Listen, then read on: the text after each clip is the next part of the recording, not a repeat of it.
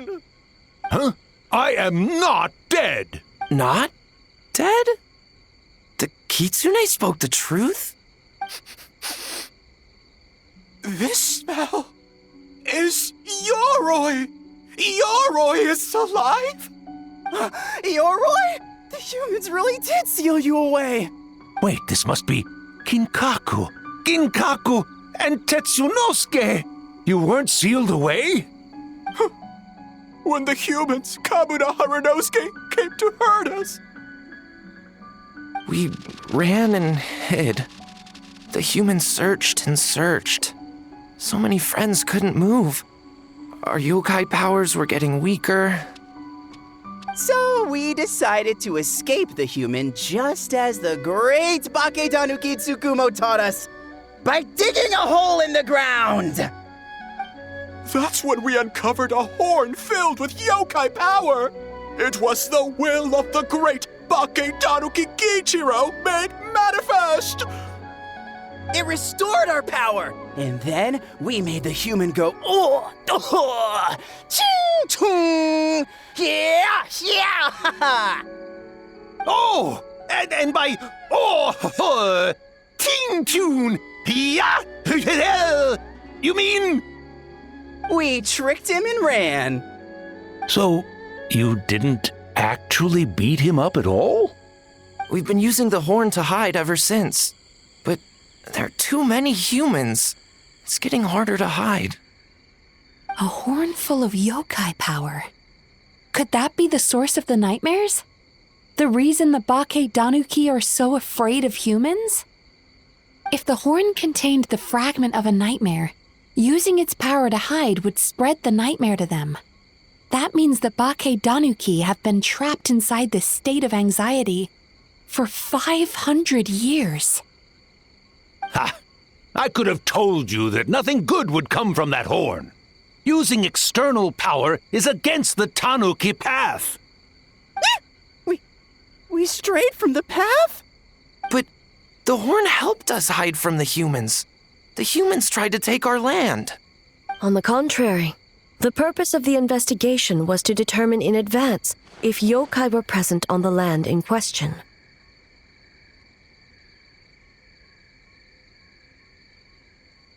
Whether we avoid encroaching on yokai territory altogether or attempt to reach a mutually beneficial agreement, a peaceful resolution was always the goal. Oh, really? Wait, that is what the humans said back then, isn't it? By order of the Shogun, if yokai live here, we need to discuss the proposal. Ginkaku Tetsunosuke. Not all humans are bad. Yellowfur over there helped me a great deal, you know. Besides, the Baketanuki were only sealed away back then because Ioroi stole that comb.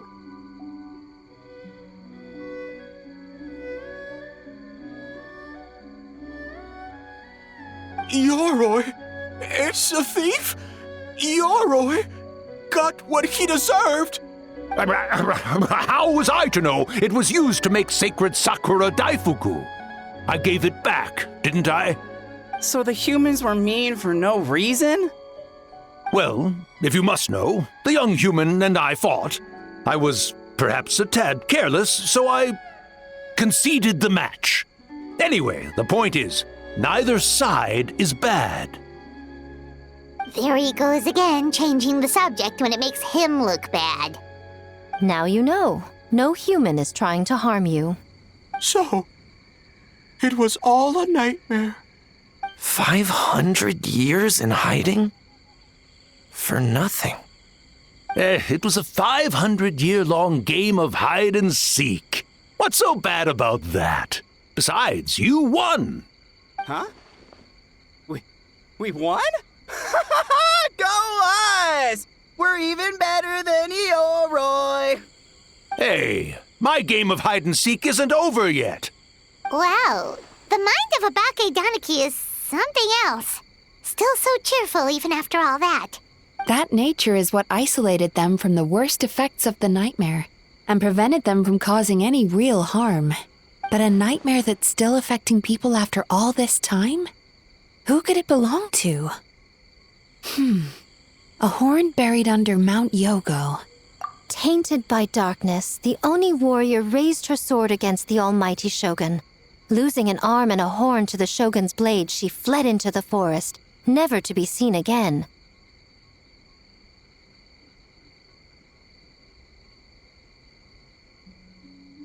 A trusted lieutenant fighting against the forces of darkness, she was once devoured whole by a beast from beyond this world, with the body of a tiger and the tail of a serpent, until she tore the creature apart from within. Thus she earned the name Chiyo the Tiger Bite, or Tora Chiyo. I don't think Chiyo would like that name. Though she escaped the belly of the beast alive, that battle never left her. She saw the memories of her fallen comrades everywhere, slaughtered one after another, until she could no longer distinguish dream from reality.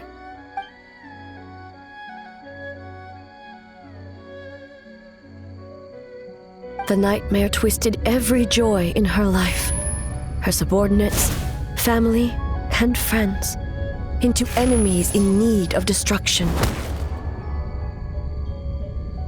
It was in that state, trapped in the battlefield of her mind, that she raised her sword against me on Mount Yogo.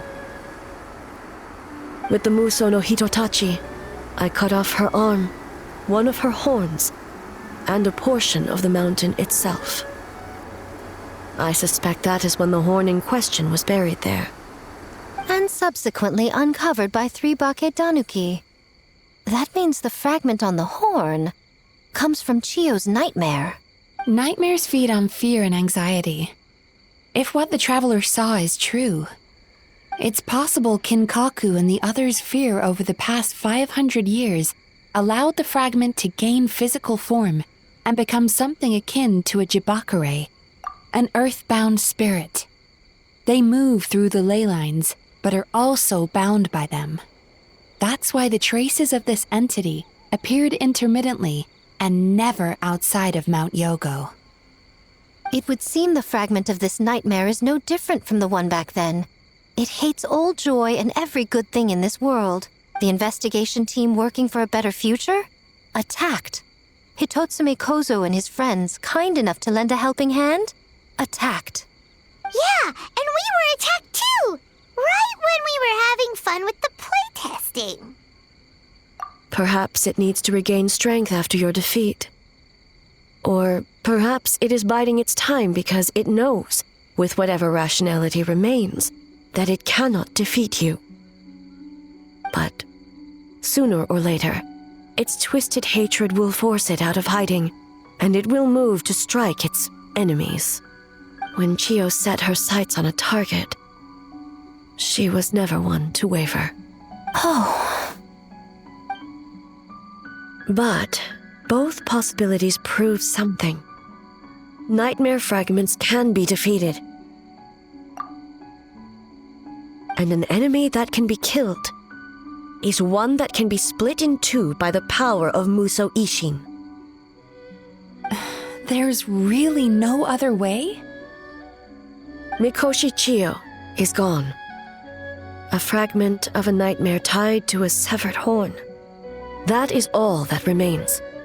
The living must take precedent over the memory of the dead.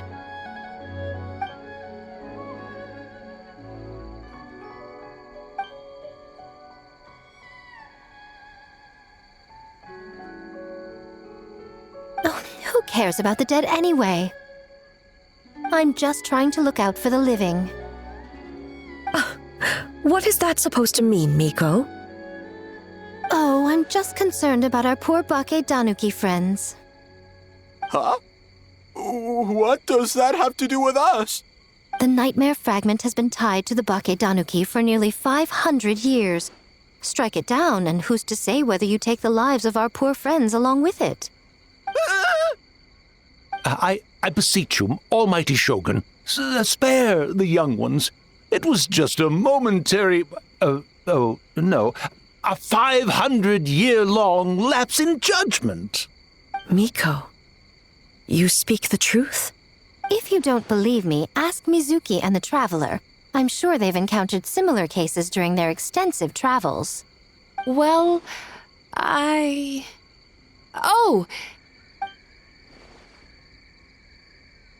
Yes, during my studies both in Liyue and Natlan. Then, what would you propose? This nightmare fragment is a constant threat to Inazuma. Should all other options fail, I will take action. If the fragment's hatred toward the world comes from a nightmare, then the most logical option is to get rid of the nightmare itself. Right! Can't you just eat the nightmare, Mizuki? The Yumekui Baku already tried that 500 years ago. Even yesterday, when faced with the corruption of the nightmare, Mizuki could only mitigate the effects. What was impossible back then is not necessarily impossible now. I think Mizuki has the right idea. If we cannot eradicate the nightmares directly, why not use this entity's tricks against it? Combat illusions with illusions. Combat nightmares with dreams. Is that even possible? Don't forget, there are yokai that specialize in shape-shifting and illusions, and they happen to be right in front of us. Where? Kinkaku doesn't see them anywhere. Maybe they're hiding as trees? Or the wind? Fools! The Kitsune is clearly referring to the Bakedanuki. Tetsunosuke, Kinkaku, must you be so dense?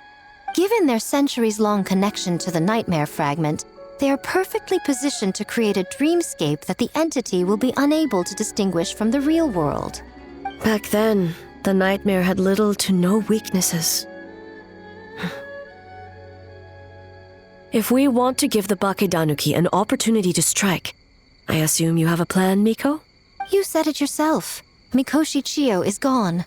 All that remains is a fragment of her nightmare, already broken and vulnerable. Besides, Mizuki is an old friend, one that is not to be underestimated. She has traveled the land studying dreams and is far more capable than those old fossils back then. Oh, she just usually doesn't compliment me to my face. But Miko's right. If we work together, I'm confident we can put together a ritual to subdue the nightmare fragment. Once we perform the ritual, it will take some time for the barrier to take effect. Luckily for us, we have two formidable warriors on our side. Our festival representative, who also happens to have extensive experience against dark forces, and the almighty Shogun, unmatched in combat. I'm sure the two of you can buy us some time. There's just one problem. Since this entity can pass through the ley lines, its movements are unpredictable. If we're going to create a barrier, how can we be sure it appears where we want? The solution to that is obvious. If the nightmare fragment despises all sources of joy and happiness, then naturally a joyous occasion would be an evil beyond measure. An enemy that must be annihilated at all costs. So, if we want to lure it out... The Mikawa Flower Festival! What joy could possibly compare to finishing one's work right before the deadline? I would imagine we can all think of a few. But I agree. The Mikawa Flower Festival is the most plausible target.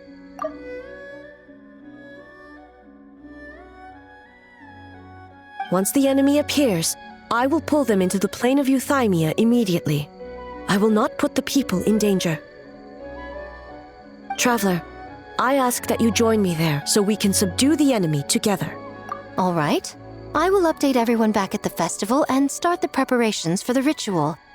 I'll need your help, Mizuki. It's going to be a busy night. Looks like an all-nighter for me. Well, this was your idea.